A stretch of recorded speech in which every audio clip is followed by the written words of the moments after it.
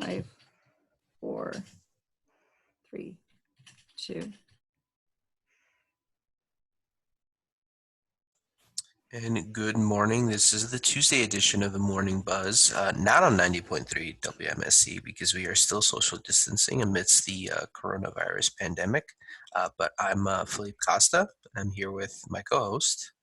Hi, I'm Danny Lemino, and welcome to the social distancing edition of the Morning Buzz.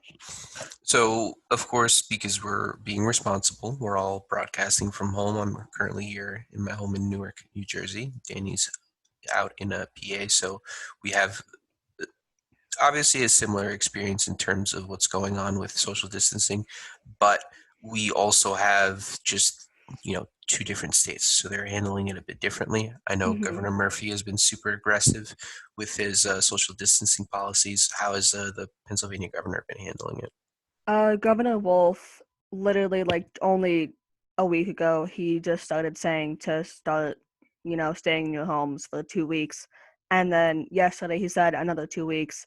And then he was just like, you know what? Just stay in your homes indefinitely until I tell you not to. It's pretty much how that went.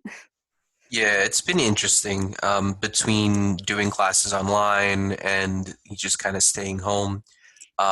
We're just getting more and more information on confirmation cases. New Jersey does a broadcast every single day with information, and I know when it comes to the actual confirmed cases across the country, we're getting live updates on the hour every single day. Right now, across the U.S., we have over 150,000 active cases. You can see on screen here. Just over 3,000 have unfortunately passed away, and a good point, we have 5.5 thousand who have recovered, which is always a good sign. I think the thing That is a very good sign. people sometimes forget to see is just the amount of people that are also able to recover.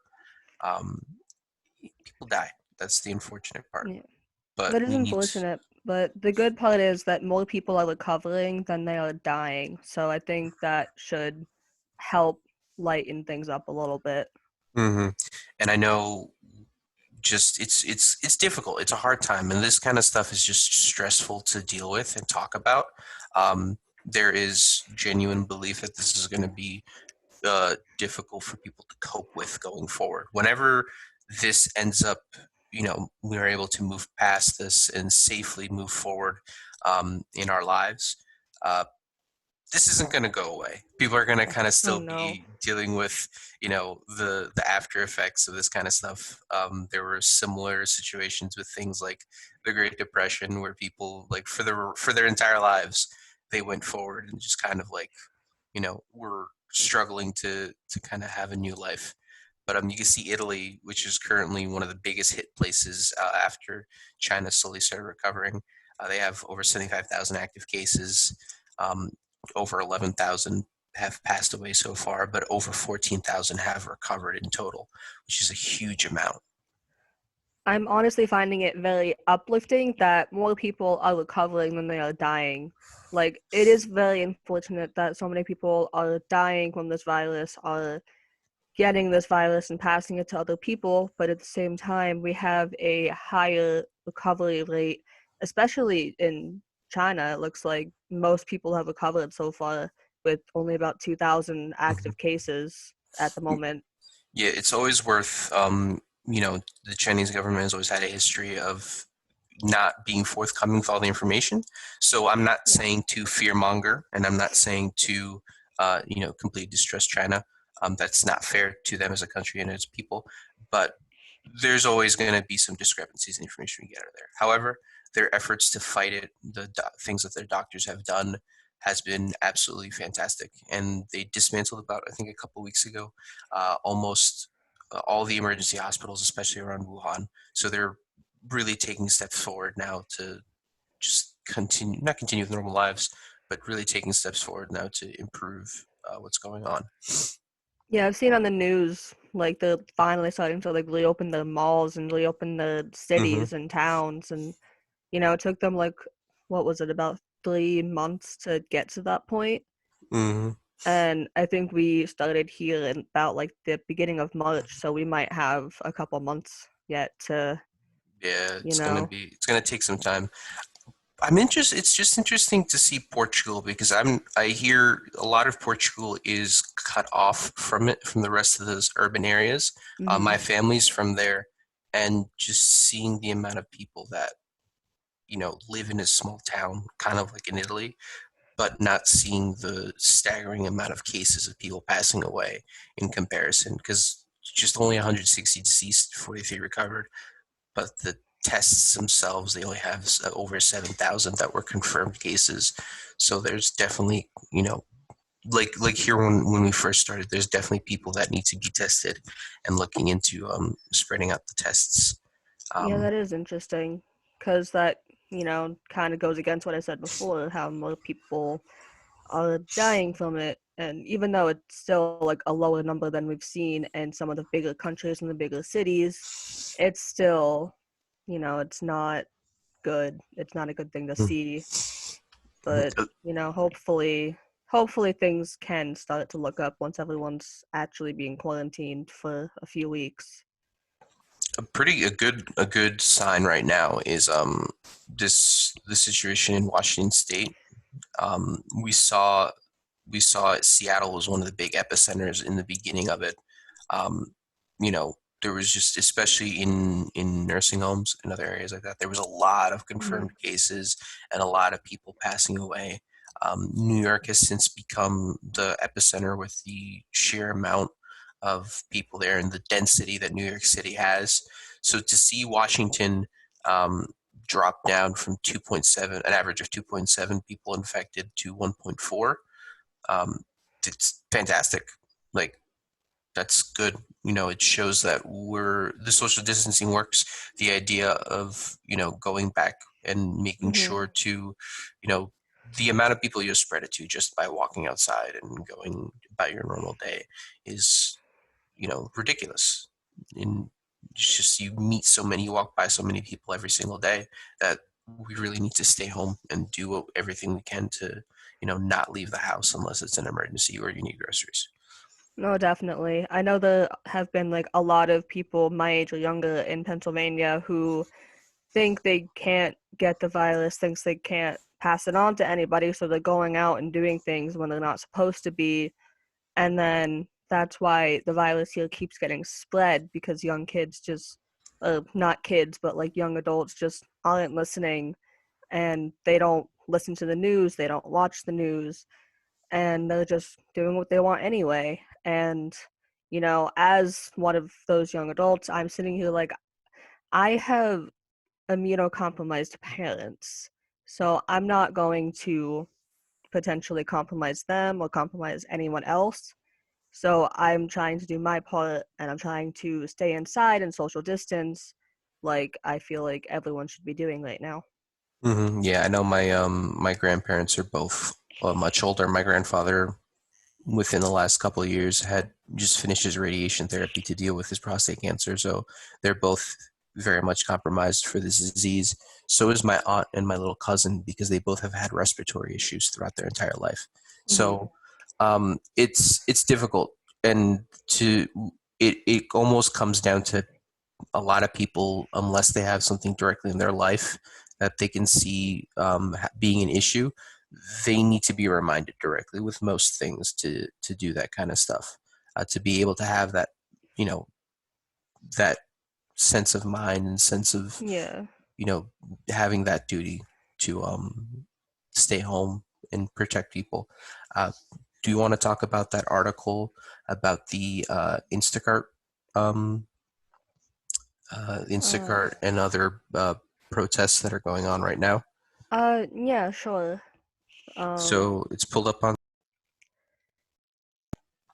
but we're getting work strikes at Instacart and um, other places that work with Amazon. There was mhm, a warehouse in Staten Island that had a walkout. I know here in New Jersey, if you look at the available jobs page in the coronavirus information page that the state has put together, Instacart is one of the first options that are advertised by the state as a job you can apply to. Amazon is also on that list. So this strike definitely comes at an important moment. because these people are, working in a very precarious situation, and they are near other people. Like, there's a lot of people in those warehouses, and those warehouses aren't exactly clean all the time because of the fact that, you how are you going to be able to clean an entire warehouse 24/7 as often as it needs to be cleaned? Yeah, aren't warehouses usually like open 24/7? For Or the most part, they might have maybe some compressed hours in comparison. yeah. Um, it all depends. And then, like the article says, 150,000 uh, Instacart workers were on strike yesterday. And Instacart is basically, people go grocery shopping for you, or, shopping for something for you, and then they drop off the groceries at your home and at your doorstep. Um, so it's rough. It's difficult for these people. Like, I have a friend who lives in Houston, and she does food delivery. She works for like Uber and other food delivery places, and she says like it's difficult, and the expectations for what she's doing. Um, Hmm. she has to every day, use a different pair of gloves and stuff like that. But It is important to remember like cross contamination, like with gloves. Touch what you need, but then once you touch something, you have to take those gloves off and put on a new pair of gloves. Otherwise, you're still spreading those germs everywhere you go. And I'm seeing lots of people putting on gloves and then touching everything, which is spreading those germs and could possibly spread the virus if you don't know if you have it, if you don't know that something you touched has it. So it's important to remember not to cross contaminate when you have gloves on. yeah, I know whenever we come from the grocery store, we try to minimize the amount, because it's right now in my house, me, my mom, and my sister, we try to minimize the amount of people that are going in and out of the house. Hmm. Usually it will be one of us, unless there are a lot of groceries. And if we come and we sanitize everything. Like, we'll get everything from the bags, and everything we can wipe down, we'll wipe down. All the fruit, we wash the fruit anyway, and the vegetables. So Hmm. that's gonna do that. But like, we're able to have that luxury of being able to go in and out whenever we can and wash everything. People who are working for, Whole Foods, Instacart, and Amazon, they don't have that luxury. They have to constantly be working and shipping things. They receive things coming in all the time, and they send Yeah. things out all the time. So I it's understandable why they're upset. It's understandable why they're protesting about this kind of stuff. And I mean, it sucks. At the end of the day, it sucks because these Mhm. people have to be working, and a lot of them are considered essential workers, especially people at grocery stores, because we need food. I'm Like, pretty sure they're getting like hazard pay at this point. At least in Pennsylvania they are. I don't know about New Jersey, but in Pennsylvania they're getting paid a lot more than they would be normally. I know in Michigan or Minnesota, they were labeled an essential worker, meaning they've Hmm. got the kind of benefits that essential workers get, and the kind of pay that essential workers get, which is very important, and I feel like should be done across the country, not Oh, for just sure. not Yeah. just now, but going forward, and basically the future, because Hmm. these people, whether or not you're working in a simple grocery job or you're just stocking, like, they're the reason we keep food on our table if we can afford it. Um, do you want to talk about the story about Mr. Rogers' widow? Something a little light to talk about going Oh, forward. sounds Um, interesting. Let me so just get it up. Joanne Rogers, the 92-year-old widow of Mr. Rogers, talked about what he might have said during the pandemic. Um, uh, she is okay. Obviously she's 92 years old, so she is one of the at-risk members of the population that Hmm. would have to would be an issue. She gets sick, she's very much at risk for passing away. Um, she said, and here's the quote in the article: "When Fred was a boy and scary things would happen to him, his mother used to tell him, 'Freddie, look for the helpers.' So he would have talked about the helpers." So, you know, like we were talking about just now, these are the people that are working in the hospitals. These are the people who are cleaning up the hospitals and cleaning up and sanitizing everything. And these are the people that are, you order Uber Eats, or the Domino's driver that came up to my house and dropped off my pizza the other day. Yeah. This LA Times article really makes you think about, and you know, It just you're gonna it say just something? it just really like makes you appreciate people who work in hospitals a lot more than you would have like beforehand. Like my mom has a friend who is a nurse practitioner over at the Pocono Medical Center that we have here, and every like she's already OCD, huge germaphobe. Every day when she gets home, she literally strips everything in the garage, Lysols herself, uses baby wipes on, doorknobs, garage door openers, everything. Throws all of her clothes into the washing machine, and then takes a shower before she ends the rest of her day. Yeah, And it's yeah, I'm pretty sure that's what most hospital workers are doing right now because you're on the front lines. You're working to help lessen the virus. You're literally in there with people who have the virus, and you know that. So, in order to try not to, spread it to everyone that you love, they have to go through all of that just to, live the rest of their life for the day. yeah, and It's just insane. you said she's OCD and a germaphobe as well, right? Yeah. So that on top of that is just a whole other layer of just mental, just a lot of stuff that she deals with already on a daily basis that is absolutely magnified right now. Like I can't imagine just be having all of that going on top of the pandemic and working in a hospital around all these different sick people. Actually, if she's free one of these weeks, I might try to see if we can, interview her if she's not working one of these days. Because I know she would love to talk about it and be of any Yeah. help to us. I have a friend who works at a hospital here in New Jersey, but he's not an actual medical professional. He Hmm. works mostly with front office job, takes incoming patients and their insurance information, outgoing patients and their information. So it's interesting to hear about him as a non-medical worker, someone who doesn't have to have contact with Hmm. people 24/7, but the fact that he can come into some sort of contact with people. We got a picture from him. Uh, we got a picture from him at one point where he was just wearing, gloves, a mask, and they were in a tent outside. Like that's how crazy it gets. Um, But we can. Do you want to talk about the medical navy ships that's coming into New York to help out? Yeah, I heard about that. I don't know exactly what they've been sent to do, but I know that they're there. Yeah. So the Navy has two ships right now that not just right now, but throughout they're always in service as non. Um, they're called hospitals at sea. So normally they're a non-commissioned ship. So a commissioned ship is known as the USS. USS United States service ship, and Hmm. then USNS is the designation to show that they're not in combat. So that right there is the U.S. Naval Hospital Comfort. Um, Okay. that, that's the Oh one on wow. the East Coast. Normally, it works out of Norfolk, Virginia. Um, when it's not in doing any work, and then the other one works out of San Diego.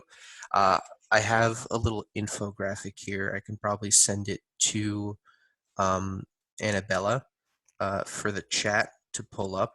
Uh, Here, I'm gonna drop it right now in the Discord. Um, Um. but just to kind of like seeing some of the information in terms of what you expect on that kind of ship. Hmm. Uh, there are 1,200, you can staff up to 1,200 medical personnel. Uh, it has the capabilities and equipment comparable to a modern hospital um, ashore and can maintain up to 5,000 units of blood. Um, yeah, okay. So is it basically like a hospital on the water? Is basically Yeah, what it's kind of doing? that's basically what it is. Like, it really, Yeah, especially if it's like in New York. yeah. They definitely need that there. Like if New York goes down, we pretty much all go down because it's like Yeah, the center of the country. Well, it's not the center of the country, but Like, It's is yeah. yeah, and I'll pull up the infographic real quick, but right now the reason that the ship is there isn't to deal with coronavirus itself. It's to focus on um, dealing with other issues that hospitals currently can't deal with. Because Uh-huh. obviously, elective surgeries are right now just completely out. We're not doing any of that. We're not sharing anything of that sort. So that's just if you need like plastic surgery, or if you need something like you know if you need like to to get like your eyebrows done or whatever you need to do, that There's stuff ain't something, happening. yeah, That stuff's not something happening. minor, yeah. That But you can live with yeah, that. there's like apparently a ton of people from New York who have been crossing the border over to Pennsylvania because I live in the Pocono Mountains. So a lot of people from New York come up here like during the summer and use summer homes. So a lot of New Yorkers decided to come up to their summer homes early and just, stay there for a while until everything calms down, which also, like, as they were coming over here, they brought more of the virus with them without realizing it. Yeah, like it's I think people forget that when you do stuff like social distancing, and you do stuff like, you know, when you do stuff like that, you need to stay where you are. You can't move back and forth. You can't um like going from a non-infected place to an infected place. The chance Hmm. of you just carrying over that infection is just so insane. Like, Yeah, like you can not be showing any symptoms, but still be carrying the virus somehow. Like, it sucks for me not being able to see people that I care about every day, like not being able to go to my boyfriend's house like I used to every weekend. But he has a heart condition, so I'm not trying to make him sick and possibly kill him because I wanted to see him, you yeah, know? my girlfriend's mom, she had breast cancer. She had a mastectomy and everything, and she's been immunocompromised for years now. So Hmm. if I go to, she's currently studying in Miami, but she'll be back. If I go to her house, like, I, aside from how irresponsible it is, I can't imagine how I would feel, you know, Oh yeah. having, God forbid, gotten her infected. But the USNS Comfort is going to be in New York for the time being. All this information is from the Navy military itself that we get. There's a little infographic that I sent in the chat that we can probably upload with this broadcast going forward.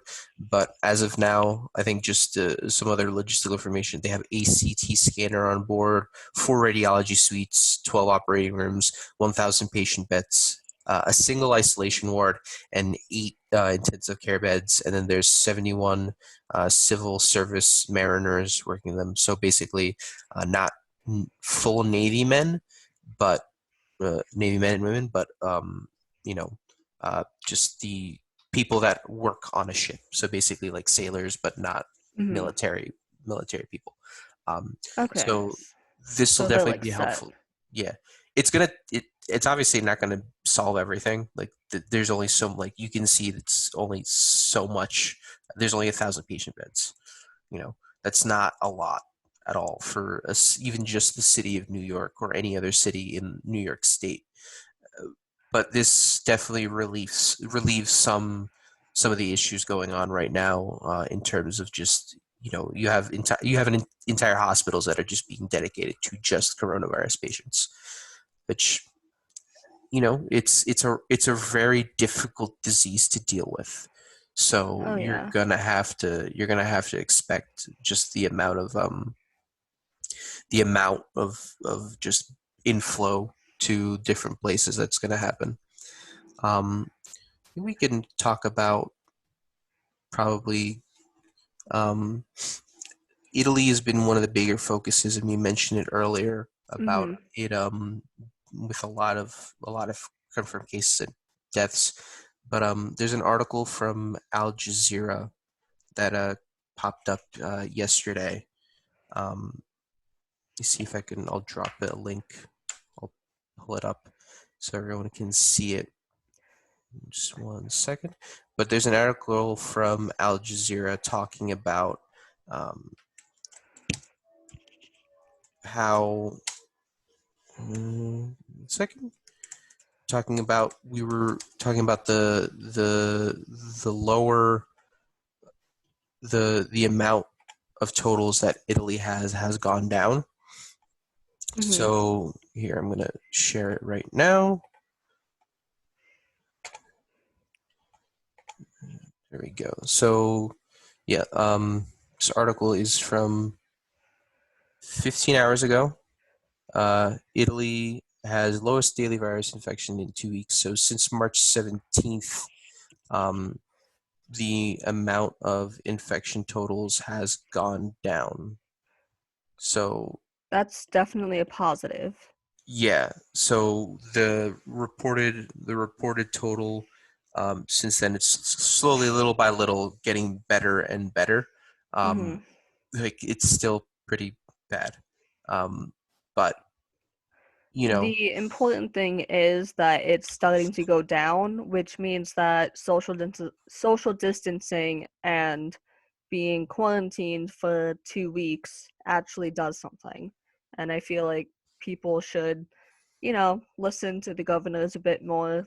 They might not like what they're hearing, but it's something that they have to be mindful of and be conscious of. And maybe look at Italy, look at um, do some research and realize, hey, this is actually going to work. And I'd rather um, be quarantined for 2 weeks as opposed to 2 months. meh. um, as much as obviously you've seen the president has struggled with the recommendations of governors and health professionals, but I think it's good that he officially extended the um, nationwide restrictions to 30 days. Hmm. So end of April. So not only do we have it on the state level and the local municipality level, but having it on a national level of everyone getting in on board on this helps out. If you have everyone on the same page, people across this country will be a little more inclined to agree to do this kind of stuff. It's Yeah, good.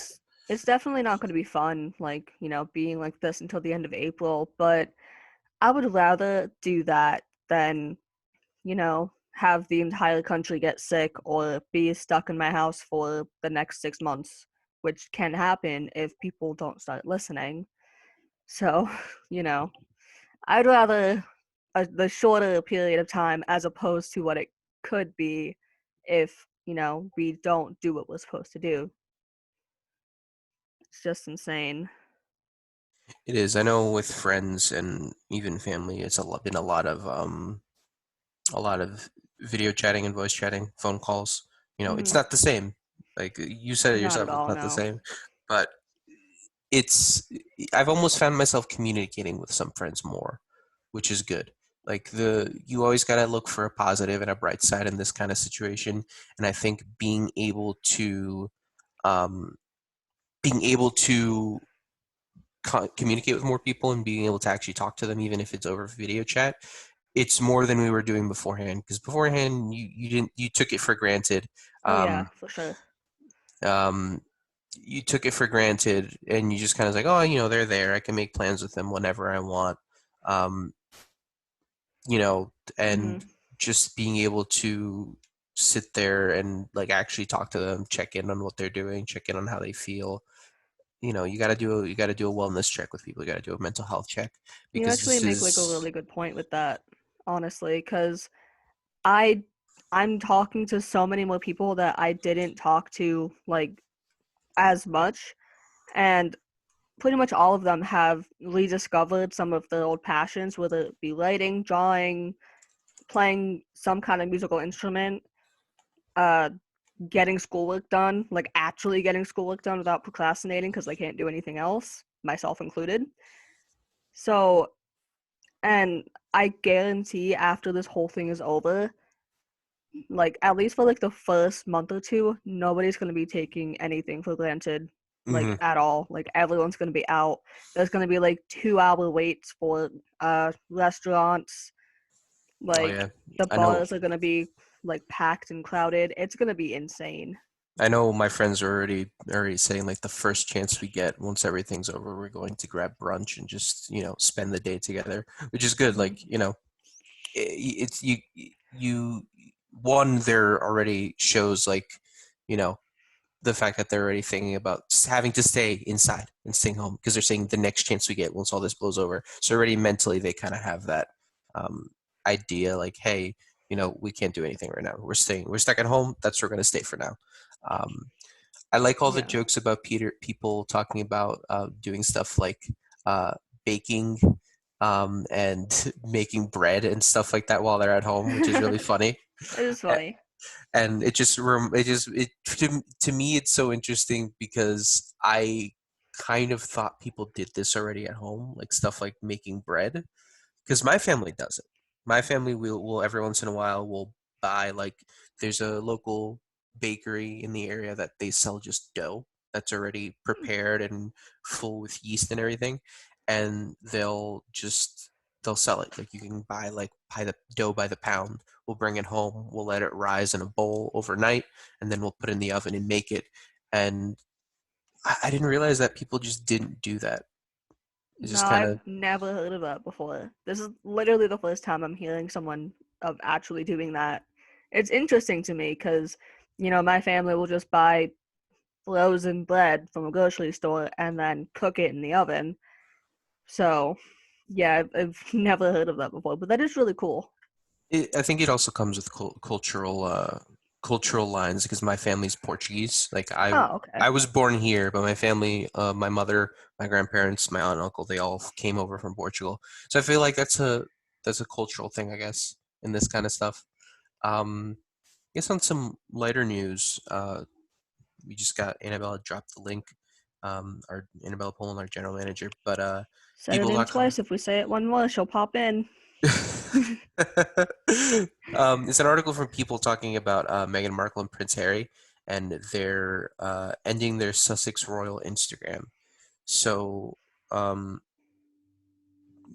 we know their current situation in terms of dropping out from the royal family and wanting to Yeah. live more private lives. Um, but the headline reads, the couple shared that what will be the last post on their at Sussex Royal Instagram page one day before they officially step down from their roles as senior members of the royal family. Hmm. Um, so yeah, they talked about what's going on in the global world with coronavirus. What's more important right now is the health and well-being of everyone across the globe and finding solutions for the many issues that have presented themselves as a result of this pandemic, and just kind of reinforcing their work as their charitable work and all the other stuff that they do. Hmm. Um, it's just a blank. It's just like a blue page says thank you to this community for the support, the inspiration, the shared commitment to the good in the world. Harry and Meghan.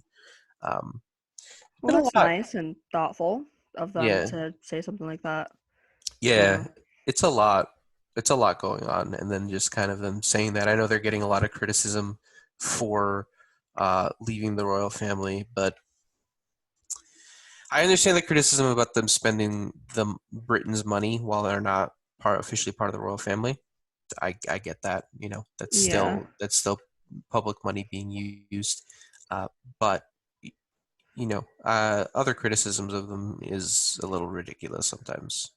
But No, I people, agree. They wanted to live private lives. They should be able to live private lives without people, I guess, for lack of a better word, hating on them simply because, he was just done with all the popularity simply for being part of the royal family. yeah, Like that's literally all it was. He was part of the royal family, so he got all that recognition for literally doing nothing. yeah, and And I guess he didn't like that. you also forget that their mother. People sometimes forget their mother was Princess Diana. They grew up with the craziness that it was living with her, so Hmm. they know what all that popularity entails, and they probably want some sort of separation. We're gonna play a quick little PSA, about a minute, Hmm. to take a little breather, and keep you updated on what the expectations that we have right now. Uh, and what we should be doing to keep everyone safe. So we'll pull that up real quick to play, and then we'll jump back in with the conversation.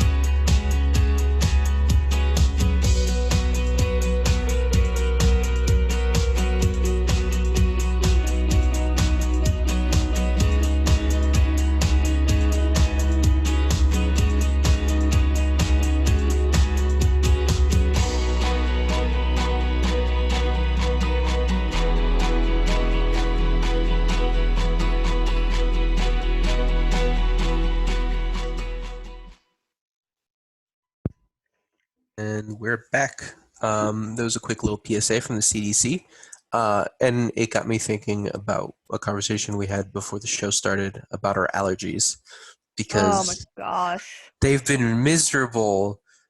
Like I've been muting myself and making sure, and every once in a while in the middle of talking, I'll still have the sniffles. That I wake up Mhm. every morning congested, coughing, sneezing. We're trying not to run out of tissues because I've literally been the only one in the house using them because my sister and my mom don't have these allergies. Oh yeah. Like I know my brother does, but he's in Afghanistan right now, which is probably the safest place to be at the moment, ironically. Um He's almost social distancing as part of his job. yeah, a bit. But yeah, literally every single morning just like you, I wake up and it's like I can't breathe, but I know it's literally just my seasonal allergies and they're really bad this season. I think everyone's Yeah, is just really bad this season. I went It's weird. I went outside. I think this weekend to just to turn on my car to make sure the battery wasn't dead or anything, and just I turned on the the cleaning fluid spray, and Mhm. just the amount of pollen just on the front windshield was like insane. It was like a thin layer. You'd think that you could pull it up like a rug or like a sheet of paper off the window. And this is even after my mom helped me out move some of the furniture in my room, and like I vacuumed everything, like behind the bed Mhm. and under the bed where I normally can't get, and behind like the dressers and everything. The amount of dust that always collects back there, and you can't really clean it when you do just like a regular vacuum job. Like even after cleaning all of that, even after dusting everything I could, I still wake up like I have like a sinus infection almost. And it's just, if I don't take my allergy medication, which I probably should make a CVS run in the next few days to pick up some more, like it's just gonna be every day like this for the foreseeable future. I made a habit of myself to put it in part of my routine every morning to always take my allergy pills right when I wake up.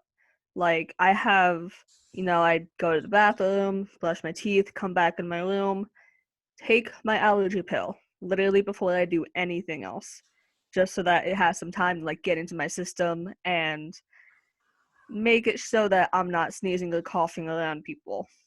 Yeah, I think I'm gonna have to start doing that because I already take like one medication for my hyperhidrosis and my antidepressant. I'm probably gonna have to put into like the reminder app to take my allergy medication because there's some days I forget and like it's just miserable in the morning.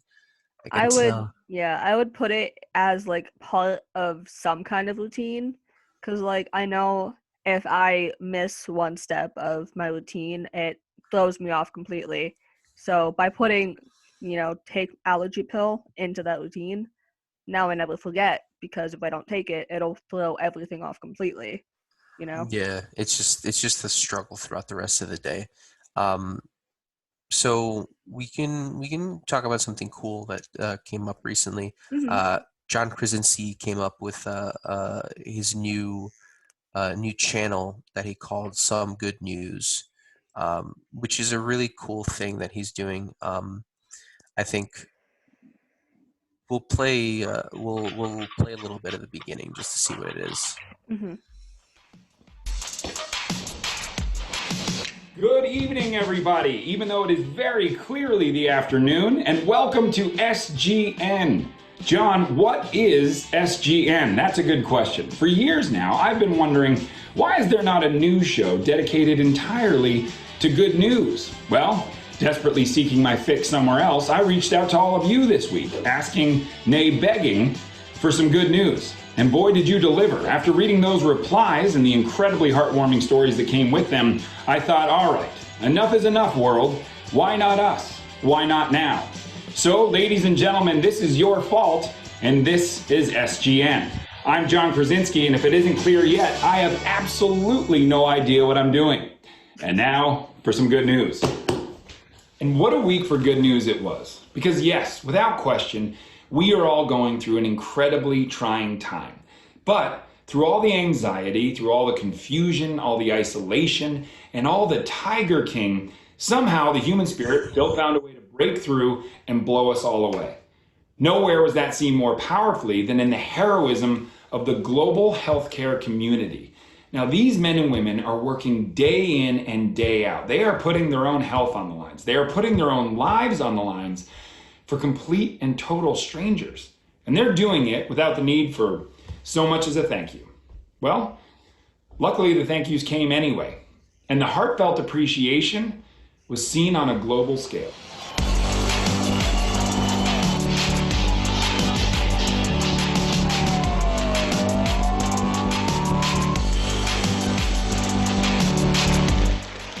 In Spain, police lined the street outside their local hospital and flashed their lights and applauded their appreciation for their hospital staff. In London, an ICU nurse told her boyfriend she didn't believe there would be any clapping. She was wrong. Even out at sea, NATO sailors and staff applaud their healthcare heroes back home from their command centers, the decks of their ships, and even underwater. And the love and appreciation was felt right here at home in the US, whether from the balconies of lit up apartment buildings to the old-fashioned up-close and personal kind, where a man holds up a sign simply saying thank you to the hospital staff for saving his wife's life. That's definitely something cool that he's doing. Like Oh, yeah. takes the pressure off a bit, and I appreciate that kind of stuff from celebrities because we've had some criticism of celebrities throughout this pandemic of just kind of how they've handled it. You can get it. There's the more political side where people will criticize, maybe their lack of donations. That is a big conversation that can be addressed at another time on a show that's maybe more politics central. But we'll talk about more of this kind of fun stuff. Just everything going on in people, and then we're going to have this clip here of people in Brooklyn singing a Biggie song that I will play real quick for you. Lovely.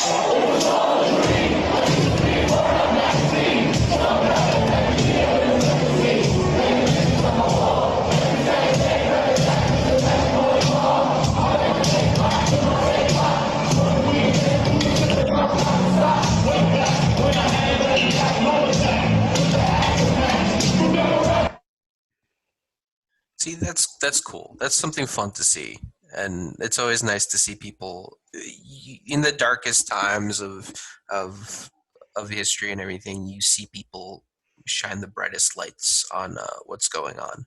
I think we could probably talk about. There's a challenge going around on like Facebook and social media of families coming together to sing a song together. And I heard about that. Yeah, That's and amazing. Families are already together as it is, and might as well make something out of it. And I know one of the videos that we saw before the show started was a family singing a very New Jersey song. If we could pull that up in a quick second. Hey, it's Annabella Pollner, general manager, popped up real quick. We only How said are her you? name twice. We are going twice. It's like I just felt like the need to come in. It's my town that is calling on families to come together with Living on a Prayer by Bon Jovi. And families are supposed to send a video, and very slowly but surely, they have started to trickle in, and they're being shared on our town's page, which is our Pequannock. Let me just quickly pull that up for you. This is the latest submission, and I love that is a sort of acoustic version of this big time classic. She says we gotta hold on to what we got. It doesn't make a difference if we make it or not. We got each other, and that's a lot for love. We'll give it a shot. Whoa, Yeah. Bon Jovi's great anytime, and especially in these trying times, being able to listen to something like that and bring us together is always a fun time. Yeah. So they have a couple of others. The acoustic are not particularly great. I know that I can probably pull it up, but it was, when you're playing in a garage and you're playing plugs, and there's that sort of a little bit of a crazy bass line. I'm going to show that to you. You'll understand, Philippe, as a musician. Oh yeah, I mean the amount of times I've hung out. Oh my goodness. Come on, play. It's not one.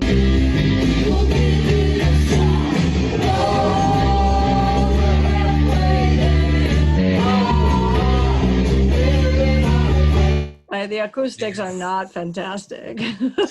No, I mean that's garage shows in general. Like you think about any artist that started out in a garage, stuff like you listen to Operation Ivy's first album, and it's just like in producing standards, it sounds like the producing is trash on it because of the fact that it's a garage album, but it's still Operation Ivy. Yeah. So there's a lot of that stuff going on, and I think that it'd be good to, much like John Krasinski, we can share what's going on in each of our towns each and every day, so that we can show, like Mr. Rogers said, that there will be more helpers, right, than bad out there. So my own town is doing that. They're supporting local businesses with like raffle drawings of different restaurants and local business. They sell tickets for a number of dollars, and they basically give out a card for half that price, and then give the local hospital the rest of it in either food or whatever they need. So I think it's important to show that there's a lot of birthdays and things coming up, and kids are feeling sad. So the town calls for people to send cards over the mail to celebrate with kids. There's a man who drives around a truck. I talked about him yesterday, playing music. And so I think these are ways that the community is coming together. And then at 7 p.m., even though this is a much sparse area than New York City, so you're not going to hear that beautiful unison of voices, you do hear people come out and cheer for the healthcare workers in our town. So I think it's important. What's going on in your town of Newark, Philippe? Well, Newark right now is, from the last numbers, at least Essex County is the second hardest hit county we have behind Bergen. We have about 1,500 cases as of now, and that's just in the county as a whole. But Newark, they've been really big on enforcing the shelter in place. There were 300 citations in the past week given out to people who violated it. But we've been also trying our best to accommodate the less enfranchised community, people who may not have somewhere to live, people who may not have a stable food source. The New Jersey Devils ownership group, Harris Blitzer, they recently, this past week, donated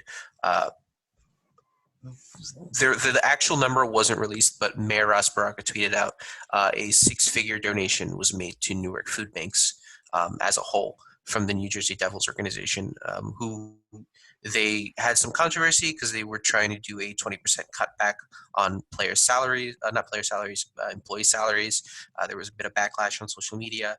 They reversed course and have since committed to paying their player salaries, but then donating that money to the food banks is very important, because a lot of people are not going to have food, and a lot of people already don't have food as it is. So to see an organization that is pretty big in the city of Newark make that commitment to the city itself, not just the people it employs, it's good. It's good to see, and it's good to see that more people will be fed as all this goes through. Right. What about you, Danny?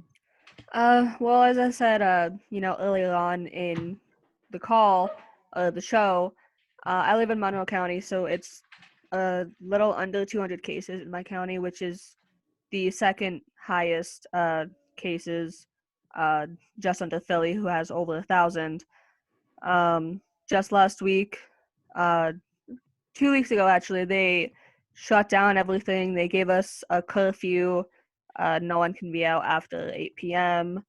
Everything that's non-essential has been shut down. And last week, we were given orders to stay at home until further notice.